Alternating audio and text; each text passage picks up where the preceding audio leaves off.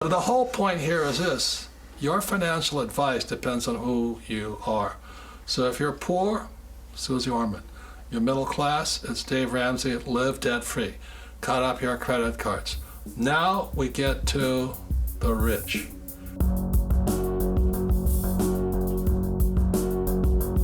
The whole point here is you have to decide, and this is our whole message today. Just like when you read Millionaire Next Door, it hurt you. Yep. But for many people, it feels good. Yeah, it was a philosophy that, with hard work, gave me utter frustration. Right. For others, they love to save. They get, they like never to spend. They love to see money sitting in a bank account, not really doing much, but it's sitting in the bank account. And that wasn't how I didn't love that. Well, I have a friend, it's a woman, she's about 45 years old. She has $6 million in savings and she rides a bicycle. And in her mind, this is in Hawaii, she is King Tut. You know what I mean? She is so happy. And you had $6 million in savings, I'd be pretty happy too. Yeah. You know what I mean? But riding a bicycle would destroy me. She's healthier than I am, which is a good thing too. Right. But the whole point here is this: your financial advice depends on who you are. So if you're poor, Suze Orman. You're middle class, it's Dave Ramsey, live debt-free. Cut up your credit cards. Now we get to the rich. And the rich are opposite, and that's what I cover in this book here, Second Chance. Everything the poor and middle class do, the rich do differently. For example, I don't want to get out of debt. I love debt. No, that's what I hear a person say to me is, I don't have any money, so I can't invest. Well, that's a poor and middle class thought. Right. You see, I don't need my money. The banks will give me all the money I want. And so last year, this year, 2015, we refinanced $300 million of debt. $300 million is not Donald Trump money. It's 1/3 of $1 billion. But we refinanced it down from 5% to 2.5%. Some nice cash flow. You know how much money we made refinancing $300 million in debt? And how cheap is that money? See, yeah, and that's what's so funny, right? The money is cheapest before, but Suze is saying get out of debt. Well, here's a really good. Ramsey is saying. Yeah, here's a good couple of questions to see where someone's mindset is. I like to ask them, if I'm willing to lend you money at 0%, how much would you take? See, and if someone doesn't tell me they take as much as they can get, I know they're in the middle class or the poverty. Yeah. Or if I say, if I'm not charging interest, how fast do you want to pay me back? Right. They should be saying, I want to pay you back as slowly as possible. Debt makes us rich. Is that what you're saying? Yeah. To understand the difference between poor, middle class, and rich, Dave Ramsey is saying live debt-free, and what makes the rich rich is they know how to use debt. That's the difference. That's why in 1973 I came back from Vietnam. My rich dad said take a real estate course. It had nothing to do with real estate. It had to do with real estate is debt and taxes. And I had to learn how to buy a piece of property using 100% debt. Once I learned to buy a property with 100% debt and still make $25, I knew I could make money off of debt. Yep. Whereas Dave Ramsey is saying live debt-free and Suze is saying cut up your credit card. And what happened to your taxes? Well, wait, hold on. Okay, so debt makes the rich rich, right? Yep. Okay, now the more debt you have and the more real estate you buy, what happens to taxes? It's going to continue to go down. You pay zero tax. Yep. Do you understand that what makes again, everything is covered in this book, it's opposite. The more real estate I buy using debt, the less tax I pay, the more money I make. The other thing, so I use debt to get rich, and I pay no tax.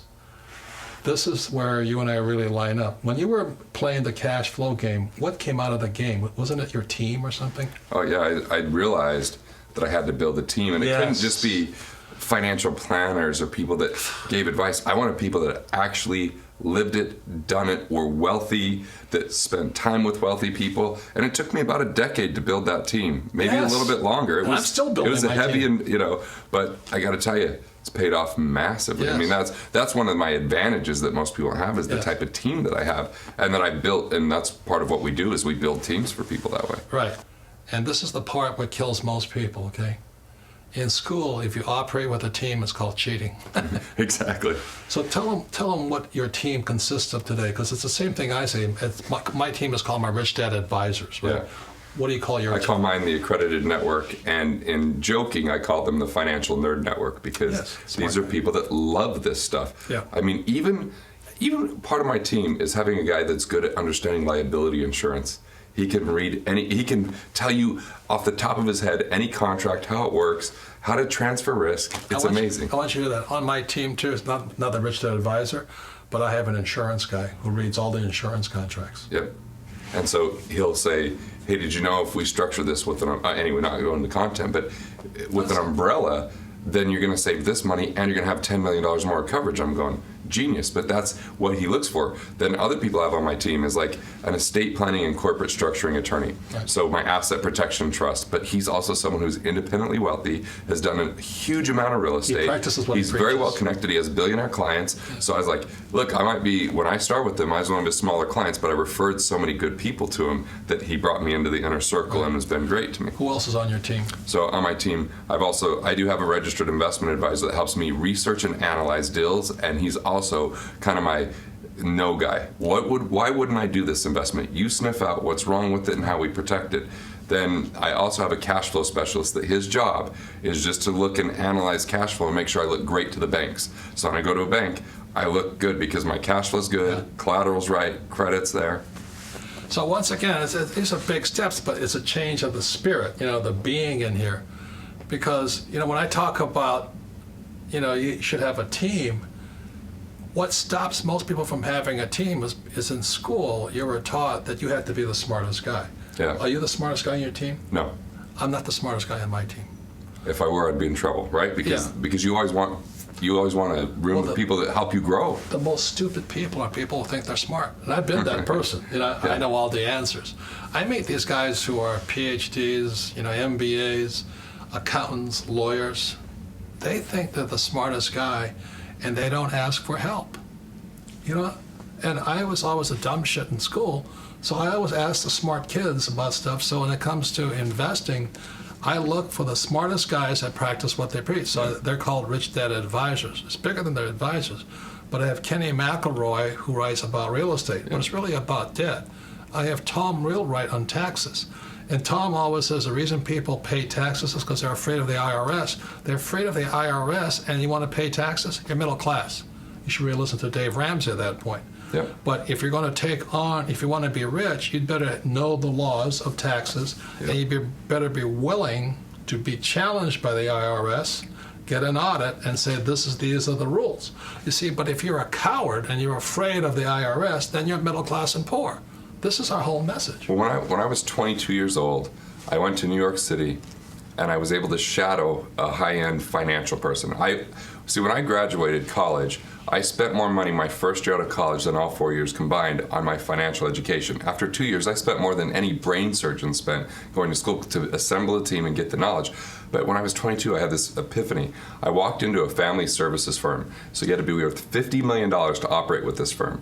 But when I walked in, I got to sit there kind of as a fly on the wall, and around the table was an entire financial team. There was advisors, there was fiduciaries, there was attorneys, there was accountants, bankers, all at one table, making sure to analyze and do the proper due diligence on a deal that was coming through and making sure everything was coordinated so that it wasn't in the individual's name, it was completely something owned by an entity to protect him, that there was downside protection. I said, I have to build that. Now, it was naive when I said that because it was a much bigger situation it took to build that, but I actually created a process. Okay, so just remember this.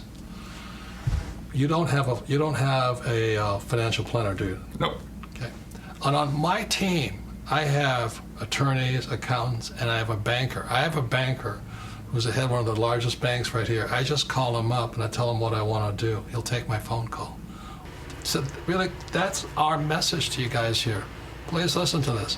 What makes the rich richer is that we use debt as money, we have a team, and we do our best not to pay taxes.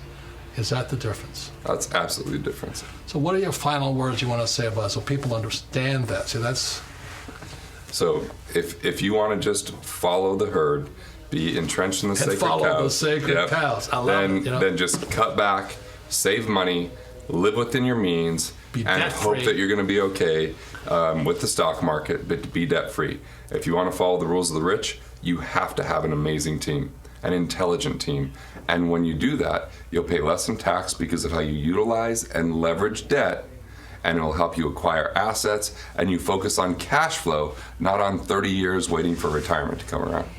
So those are some of the differences. Now, if you don't want to do that, then Dave Ramsey or Tony Robbins or Rick Edelman, perfect for you, right? Absolutely. That's the biggest difference of all. The other thing is, are you afraid of a market crash? Not for me. No.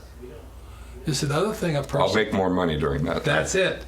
You see, the average person who is following the invest for the long term, they're terrified of a market crash. And the real reality is, when the markets come down, the rich get richer.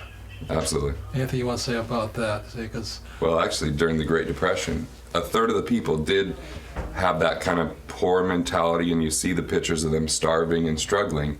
But a third of the people actually maintained the middle class. They fought hard. It was a struggle, but they were okay. But a third of the people made more money because they looked at it a completely different way, and there was plenty of opportunity if you had the right sight. Yeah, and I'm preparing all the time for the crash. Right. I prepare for the market to go up and for the market to come down.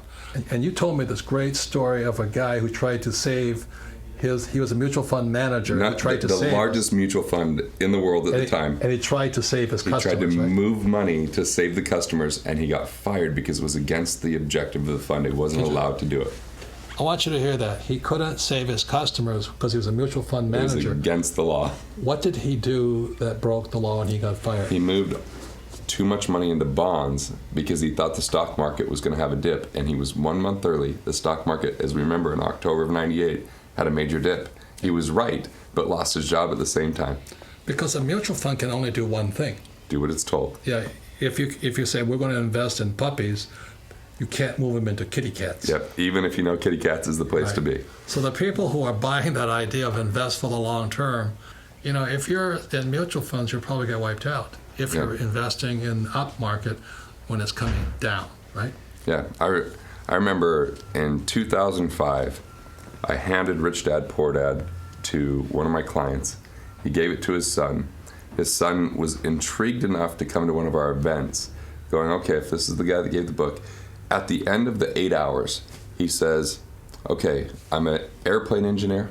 I design airplane engines, and I have $75,000 in 401k. I make $75,000 a year. But you know what? I'm going to make a change, and in 1 year, I'm going to create enough income for my investments to cover my basic expenses. And I was like, that's pretty bold, but he did it in 362 days. He did it by he didn't have enough money of his own, so he used debt. He bought a real estate portfolio over time, and it created enough cash flow. And then he got to do what he really wanted to do after that. He had the money to do what he wanted to do. So I would just say this, we're not just saying go out and borrow money, because you have to be smart with what you do. Absolutely. Debt is very dangerous stuff. And if you don't want to study how to use debt, then use cash, right? Absolutely. So go back to those middle class and poor rules. Yeah, just go back and save money and, live debt free. There's nothing wrong with it. If your gut can't handle what we do, stay middle class or stay poor. So the final thing is this. I think this is the worst thing I can say. So pay attention. If you're poor or middle class, do we want them on our team? On our team? No. No. Sorry. And that's the worst part. I have so many friends come up to me. They're great people. I like them dearly. I know their kids and all this. And they want to invest with me. And I said, I'm sorry, I can't, because you're poor and middle class. Because you play by different rules.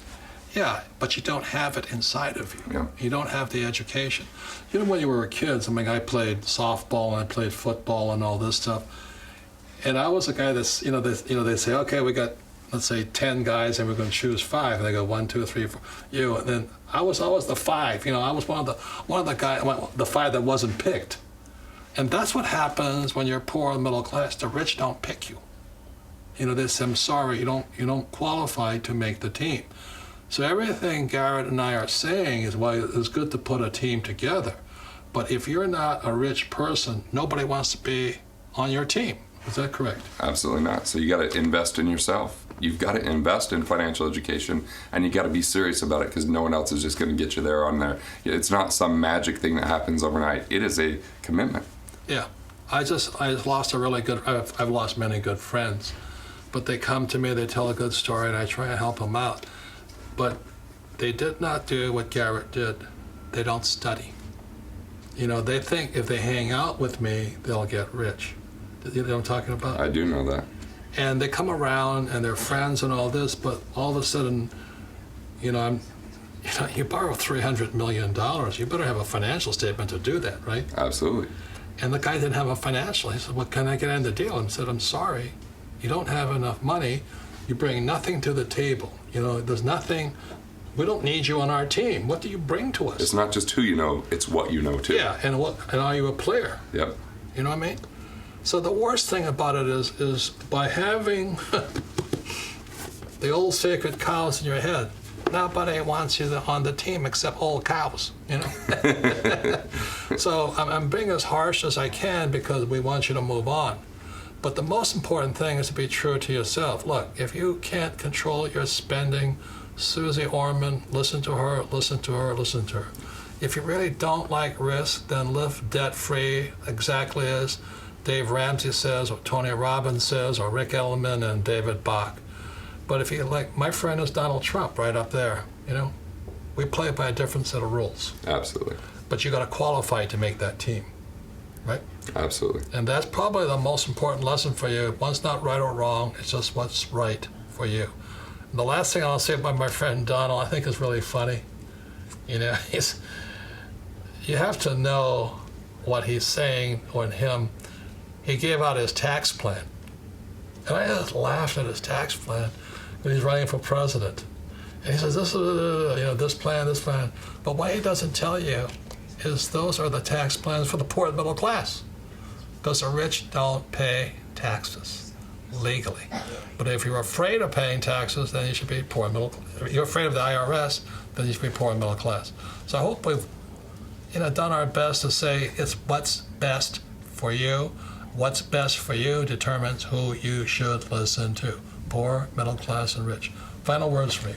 Well, thanks for taking the time today. Always love people to think about having their assets be turned into cash flow to get rid of these sacred cows of accumulation, of diversification, of all that stuff. And instead, if they're willing to embrace the rules of the rich and be able to, you know. Well, it might not be right for them. Yeah, and if they're not, so that's our whole lesson. That you'll know this will turn you off. And you know, that doesn't make sense. And that's why I really liked it when I was reading your blog you had when you read Millionaire Next Door. You said you knew something that didn't fit you, but you read Rich Dad Poor Dad and it fits you. Yep.